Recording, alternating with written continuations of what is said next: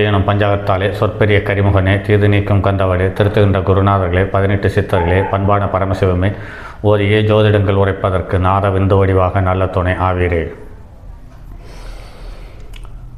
உலகில் உள்ள தமிழ் பேசும் அனைத்து நல் உள்ளங்களுக்கும் மற்றும் ஜோதிட சார்ந்தவர்களுக்கும் மூத்தவர்களுக்கும் ஆர்வலர்களுக்கும் மற்றும் இந்த காணொலியை காணும் உங்களுக்கும் அஸ்தோராஜின் இனிய நல்வணக்கங்கள்.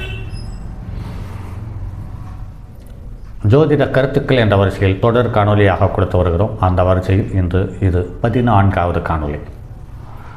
தொடர்ந்து என்னோடு பயணியுங்கள்.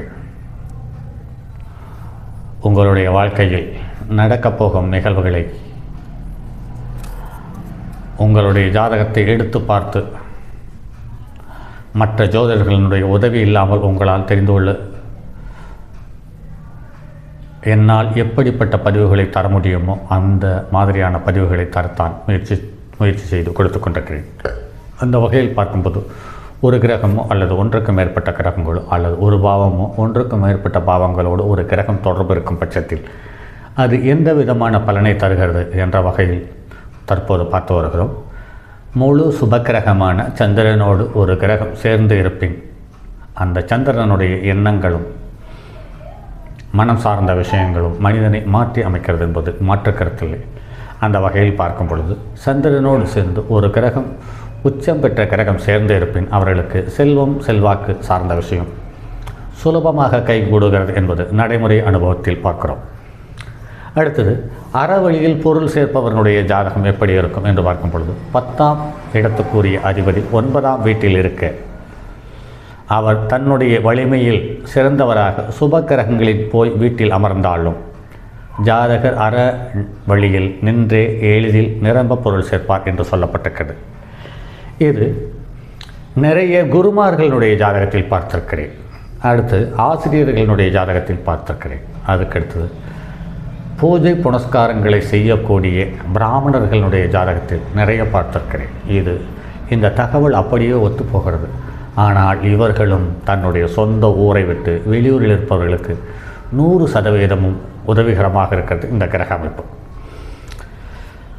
அடுத்து அற்பத்தனமாக பொருளீட்டும் குணாதிசயம் எந்த மாதிரியான ஜாதகருக்கு பொருந்தும் என்று பார்க்கும் பொழுது குரு 2ஆம் வீட்டில் இருக்க 10ஆம் அதிபதி வலு குறைவாக இருந்தால் ஜாதகன் பிறருக்காக வேலை செய்து அற்பமாக பொருளை சம்பாதித்து அந்த அற்ப பொருளை வைத்து வாழ்ந்து கொண்டிருக்கிறான். ரொம்ப சிரமத்திலும் இருக்கிறான் என்பது நடைமுறையில் காண முடிகிறது.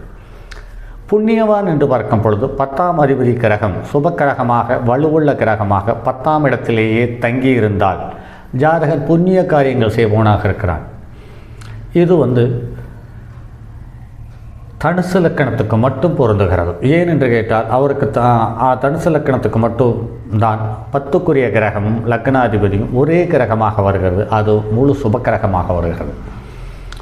ஆக தனுசு லக்கணத்தில் பிறந்து 10ஆம் இடத்தில் சந்திரனும் புதனும் சந்திரனும் குருவும் இருக்க அமையப்பெற்றவர்கள் மிகப்பெரிய யோகத்தில் இருக்கிறார்கள். செல்வம் செல்வாக்கில் சிறப்பாக இருக்கிறார்கள். இவர்கள் நிறைய பேர்கள் தன்னுடைய சொந்த ஊரிலேயே செல்வம் செல்வாக்கம் பெற்று சிறந்த சொத்தோடு இருக்கிறார்கள். அதற்கு அடுத்து தமையனின் சொத்து என்று பார்க்கும் பொழுது தமையனின் சொத்து யாருக்கு வரும்? லக்கணத்துக்கு 3க்குரியவன் 11ஆம் இடத்திலிருந்து அந்த 11ஆம் இடத்துக்குரிய கிரகத்தோடு செவ்வாய் சேர்ந்திருந்து லக்கணத்துக்கு 2க்குரியவனுடைய தொடர்பு ஏற்படும் பொழுது இது தனக்கு இளைய சகோதரனுடைய சொத்துக்கு இவருக்கு சிரமம் இல்லாமல் வந்து சேர்கிறது. ஆனால் லக்னாதிபதி பலமாக இருந்தால் அவர் அனுபவிக்கிறார். லக்னாதிபதி பலம் இல்லாத போகும் பட்சத்தில் அவருடைய குழந்தைகள் அனுபவிக்கிறது என்பது நடைமுறையில் காண முடிகிறது. 9க்குடையவன் 6ஆம் வீட்டிலிருந்து ஜாதகன் அவனுடைய தாய் மாமனுடைய சொத்துக்கள் வந்து சேர்கிறது. அவ்வாறு 6இல் நிற்கும் 9ஆம் அதிபர் குருவாக இருந்தால் அத்தையும் சொத்துக்களும் வந்து சேர்கிறது என்று சொல்லியிருக்கிறார்கள். இது நடைமுறையில் அப்படியே ஒத்துப்போகிறது. 5க்கு உரியவர் சுபக்கிரகமாக சுபர் 9ஆம் இடத்தில் இருந்தால் ஜாதகனுக்கு அவரது மகளை திருமணம் செய்து கொண்ட மருமகனுடைய சொத்துக்கள் எல்லாம் வந்து சேர்கிறது என்று சொல்லியிருக்கிறார்கள். 10க்குரியவன் சுப கிரகமாக இருந்து அவனும் குருவும் லக்னாதிபதிக்கு நட்பு கிரகங்களாக இருக்க இம்மூவருடன் சூரியனுடன் சேர்ந்திருந்தால் தந்தை சொத்தும் அவருக்கு வருகிறது. ஆனால் தந்தை இறக்கும் வரையில் அவர்கள் கதாநாயக பட்டம் கட்டுவதற்கான வாய்ப்பே இல்லாமல் இருந்து போகிறது. அதுவும் சொல்லப்போனால் தந்தையினுடைய சொத்து வாங்கி அனுபவித்து அந்த அனுபவத்தோடு தன்னுடைய மகனுக்கு அந்த சொத்தை கைமாற்றி பெயருக்கு மாற்றி எழுதியிருக்கிறார்கள். அல்லது தந்தையிடமிருந்து மகன் ஒரு பாலமாக அமைந்து தனது மகனுக்கு, அதாவது தாத்தாவிடமிருந்து பேரனுக்கு பாலமாக இருப்பவர்களுடைய ஜாதகம் இந்த அமைப்பில் இருக்கிறது என்பதை நடைமுறையில் காண முடிகிறது. அதே சமயத்தில் தருத்திரன் என்ற அமைப்பில் ஜாதகம் எப்படி இருக்கும் என்று பார்க்கும் பொழுது லக்னத்துக்கு 10ஆம் அதிபன் நீச்சம் பெற்று அஸ்தமனம் பெற்று பாப கிரகங்களின் வீட்டில் இருந்தால் ஜாதகன் தருத்திரனாக இருக்கிறார். ஆனால் இவர்கள் கர்ண கடோரமான உழைப்பு உள்ளவர்களாக இருக்கிறார்கள். ஆனால் பணம் என்ற லட்சுமி இவர்களை திரும்பியே பார்ப்பதில்லை என்பது நடைமுறை அனுபவமும் கூட. 10க்குடையவன் நாளில் இருக்க, நாளுக்குரியவன் 10ல் இருக்க அவர்களுக்கு உழைப்பின் மூலமும் உழைப்பின் கௌரவத்தின் மரியாதையின் மூலமும் இவர்களுக்கு செல்வாக்கு சேர்கிறது என்பது நடைமுறையில் ஏற்றுக்கொள்ளக்கூடியதாக இருக்கிறது. லக்கணத்துக்கு 2ஆம் அதிபன் 6, 8, 12ல் இருக்க அவனுக்கு கேந்திரத்தில் குரு இருந்தால் ஜாதகனுக்கு தகப்பன் சொத்தே இருக்காது என்று சொல்லப்பட்டிருக்கிறது. இது ஏற்றுக்கொள்ளக்கூடிய தகவலாக இருக்கிறது நடைமுறையில்.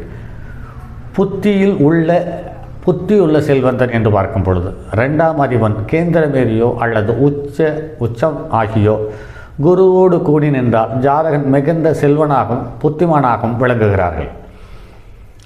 அடுத்து அறநெறியில் பொருள் ஈட்டுபவன் யார் என்று பார்க்கும் பொழுது 2க்குரியவன் 11ல் இருக்க அந்த 11ஆம் அதிபதியும் 9ஆம் அதிபதியும் 2ல் இருக்க ஜாதகன் அறநெறியில் வாழ்பவனாகவும் பொருள் ஈட்டுபவனாகவும் இருக்கிறார்கள். இது நிறைய ஆசிரியர்கள் மற்றும் குருமார்கள் மற்றும் பிராமணர்களுடைய ஜாதகத்தில் இந்த அமைப்பு இருக்கிறதை கண்கூடாக பார்த்திருக்கிறேன்.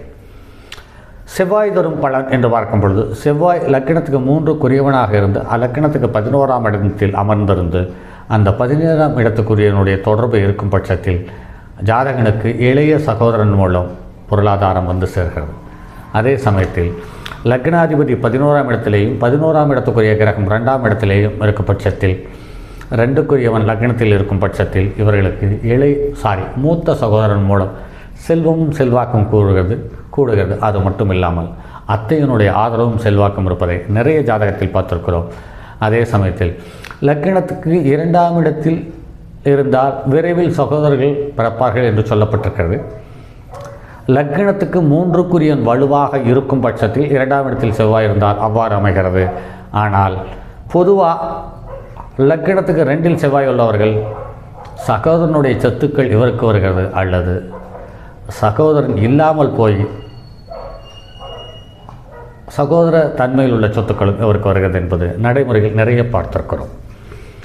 சரி நண்பர்களே, மற்றும் ஒரு பதிவில் சந்திப்போம். அதுவரை உங்களிடமிருந்து விடைபெறுவது உங்கள் அன்பு நண்பன் எம் ராஜரத்தினம். என்னுடைய அலைபேசி எண் 9788872999 மற்றும் ஒரு எண் 9791399649. தங்கமான் மழுவோடேந்தி தன்மதி தலையில் கொண்டோன் மங்கையர் பதிக்கச் சொன்ன மாமொழி ஜோதிடத்தை இங்கு யாம் உரைப்பதற்கோர் எமை என்னும் பிழை வராமற் காக்க செங்கன் மால் மருகன் யானைச்சேரன் பதம் காப்பதாமே.